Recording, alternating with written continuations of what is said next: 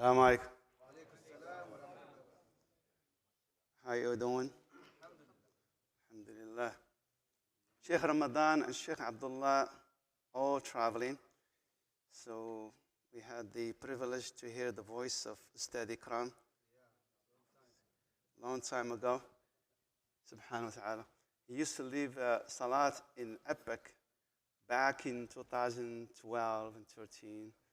Many of you were not even here. So Allah bless him. So today we're going to continue our series on connecting with Qur'an. Sorry? Oh, it fell. It's too low?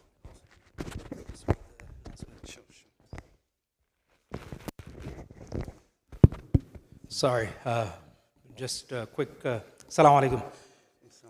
We made the announcements throughout the day, but we wanted to make it again. One of our regular community members, Brother Habib Qadri, passed away yesterday. Inna lillahi wa inna ilayhi raji'un. He had a heart attack. The janazah will be happening tomorrow, we believe, in Farmersville. When and how, that we don't know yet. That information is going to be released, and as soon as that's released, we'll be sharing it in the WhatsApp groups, inshallah ta'ala. So we just wanted to let everyone know that. And starting the 16th. Yeah. Wednesday we're going to change Salat.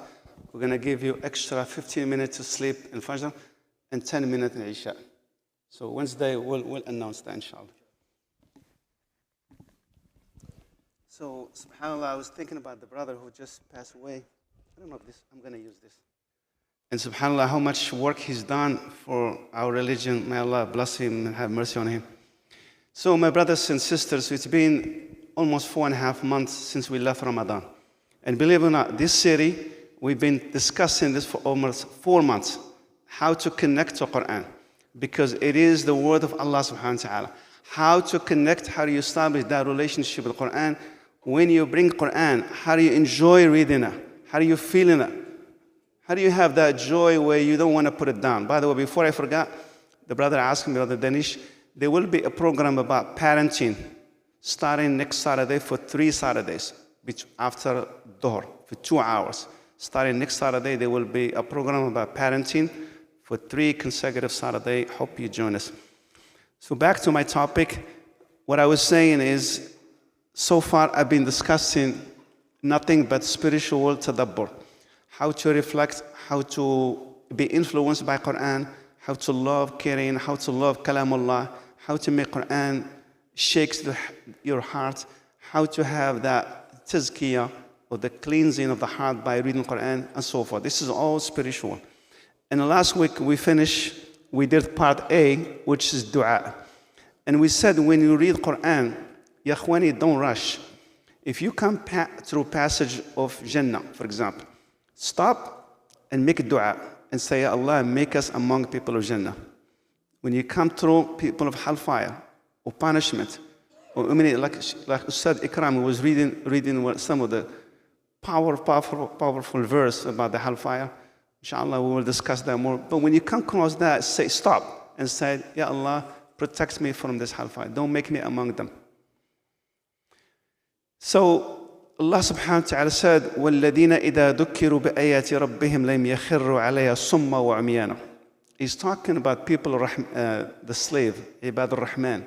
And they have 12 characteristics in Surah Al-Furqan. One of the characteristics, when they hear Qur'an, they don't go deaf or blind. They pay attention. They reflect on it. They're looking for a way to open their heart to it and so forth. So they're not like a deaf, like some people. Just read Qur'an and just read, and they just want to finish it. No, you're supposed to reflect and listen to what Allah is telling you. So one of the ways you could do it, like I said, is to the dua. Today I'm going to talk to you about something else. We talk about dua. Today I want to talk about questions.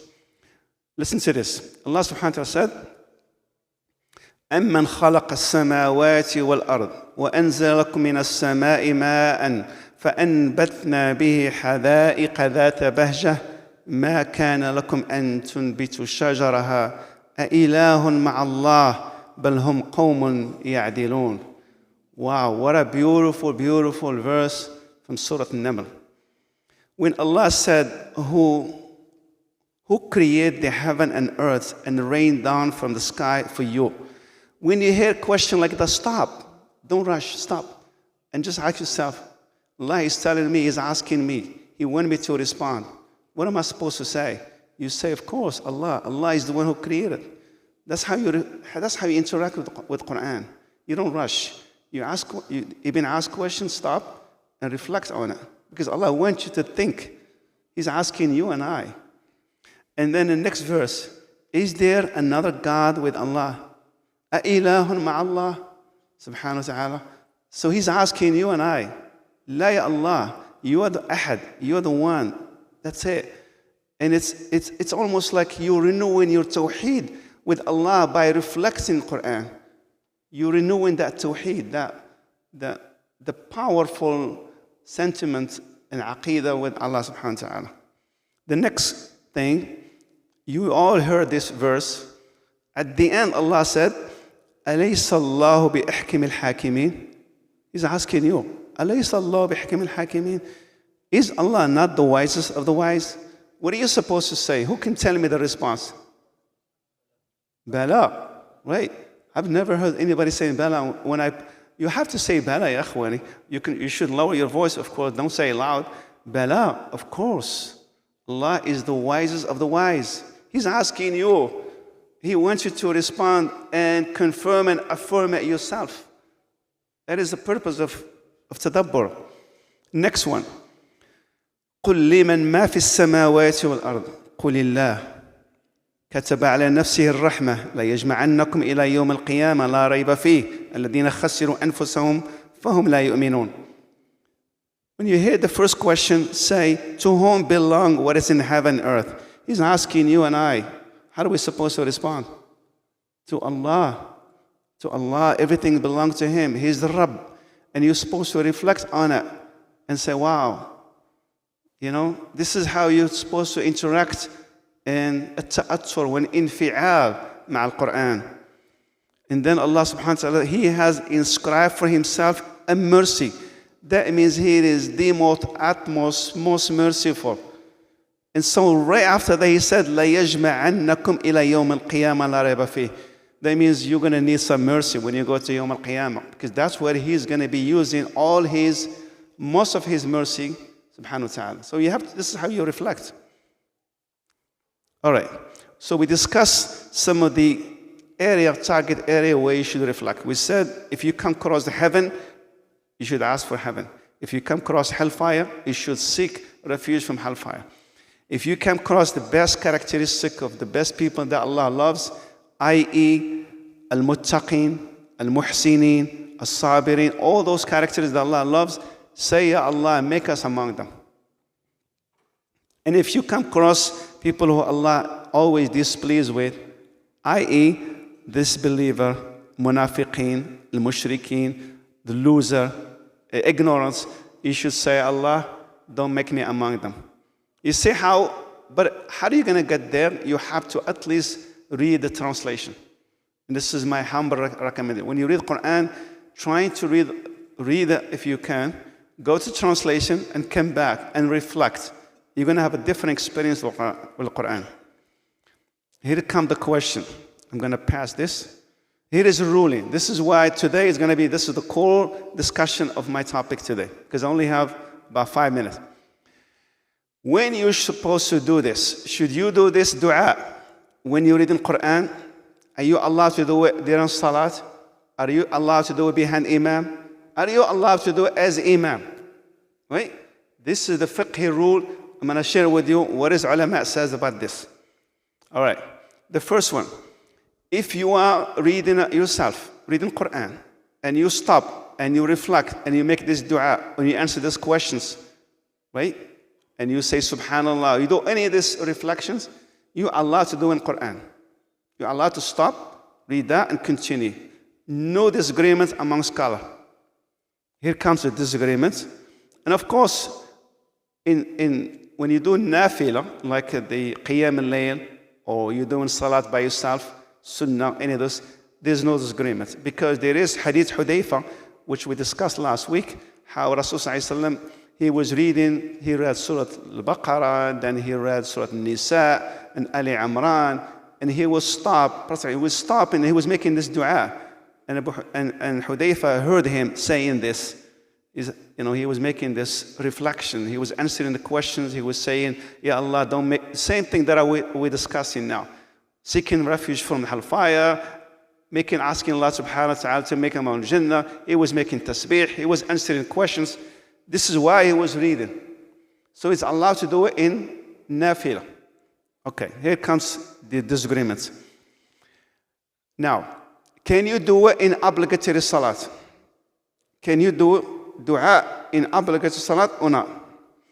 Al-Madhab al-Maliki said it's makruh, mean dislike. However, there are some scholars, some of them contemporary scholars that I listen to. One of them is Mawlud al-Asari, great scholar, Usuli. He said it's fine as long as you keep it short. As long as you keep it short. So if you are imam, you want to do it, it's fine. You can do it as imam. Rasul sallallahu alaihi wasallam, you can do it. But if you are a ma'moon, you are behind the imam, please don't make this dua loud, because then you're going to disturb everybody. But how do you make that dua when imam is reading some surah about Jannah or hellfire? How do you do it? The best way to do it, I'm going to give you a tip. Allah subhanahu wa ta'ala says, وَالَّذِينَ جَاهَدُوا فِينَا لَنَهْدِيَنَّهُمْ سُبُلَنَا وَإِنَّ اللَّهَ لَمَعَ الْمُحْسِنِينَ. And he stopped. إِنَّ اللَّهَ مَعَ الْمُحْسِنِينَ. This is the last verse of Surah Al-Ankabut. When Imam said, إِنَّ اللَّهَ مَعَ الْمُحْسِنِينَ, of course he's going to stop momentarily before he do ruku'. Right there, you have short window, you can make dua. Ya Allah, make us among them. You understand? Al-Muhsinin. So you have to find a window, short window, when Imam stop between verses, you can make that dua. But if you can make a long dua and Imam has already passed, is gone to the next verse, that is not recommended by a scholar, because you're supposed to listen to what Imam is telling you. You follow me? All right. So, Imam Hanafi, they don't allow for Imam or Ma'moon altogether.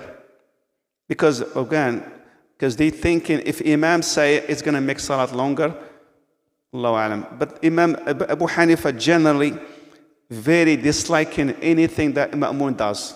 You know the Imam. How many Hanafi here? Like, Ameen, you don't say Ameen loud, right? Right? There's a lot of things you don't say. You don't correct Imam. There's a lot of things that you don't say in Abu Hanifa. He minimizes the number of talk or anything done by Ma'moon. This is the classical thing that Madhab Hanafi, rahimahullah. Imam Shafi'i said, go ahead and do it. No problem.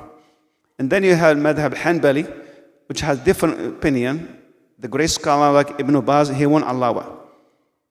Unless Imam did it. So Imam Ibn Baz said, Imam can do it, but he has to allow the people behind him to say it. So for example, if I'm leading Salat, and I came Muhsini and I go, Allahumma ja'alna minhum.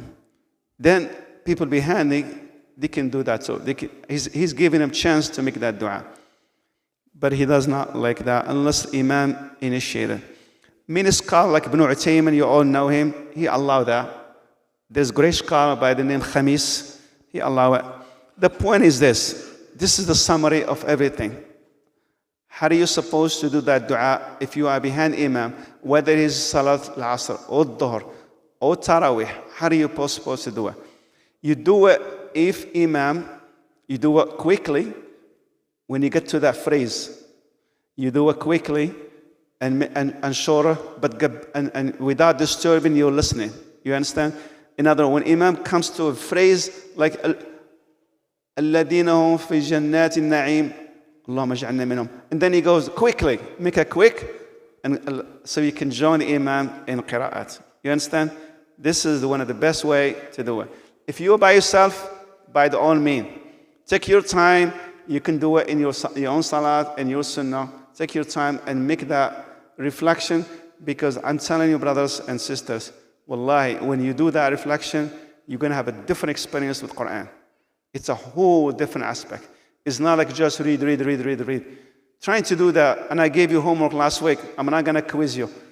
But trying to do that, please, this week. Read any surah you are, any surah, and just stop. and make that moment dua for a minute or two, for a second, just a few seconds. Just stop. And then continue. And you're going to see a whole different experience with the Qur'an. أسأل الله سبحانه وتعالى أن يجعل القرآن ربيع قلوبنا. نسأل الله أن يجعل القرآن الشفيع لنا يوم القيامة. We ask Allah subhanahu wa ta'ala to give us the ability to understand and apply the Qur'an as deserved. جزاكم الله خير. سبحانك اللهم وبحمدك. أشهد أن لا إله إلا أنت. أستغفرك وأتوب إليك. السلام عليكم. وإياكم.